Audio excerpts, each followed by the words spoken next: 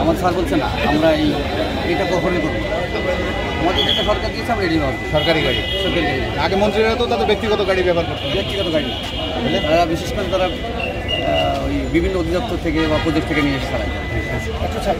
গাড়ির মডেলটা কি? বাজার দাম কত? এটা আসলে 2017 সালে কেন, তো আমি আসলে একদিকে বলতে হবে, তবে কোটির কাছাকাছি, 100 কোটির কাছাকাছি। কোটি? 100 কোটি না না, 1 কোটি। 100 সহ। আচ্ছা 101 কোটি। 100 কোটি তো গাড়ি দেখুন। হ্যাঁ, ওখানে ছিলাম তখন আমি ভূমিমন্ত্রীর সাথে। কেমন লাগে এখন একজন ইয়াংগেস্ট অ্যাডভাইজারের গাড়ি চালানো? অসাধারণ, মানে তার সাথে কোনো তুলনা হয় না। আমার কাছে মনে হয়েছে যে উনি রাজনীতি করে নাই, তারপরেও রাজনীতিবিদদের থেকে কোনো অংশে কম না, বরঞ্চ ভালো।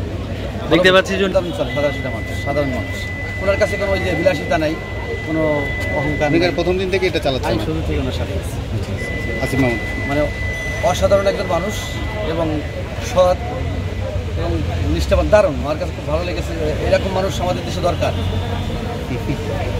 আপনার পরিচয়টা একটু দেবেন। আমি সরকারি চাকরি করি, সরকারি যানবাহন অধিদপ্তর গাড়ি চালক।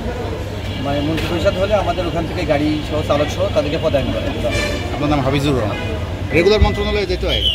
রেগুলার নিয়ে যান, বসেন অফিস করতেছে রেগুলার মন্ত্রণালয়ে।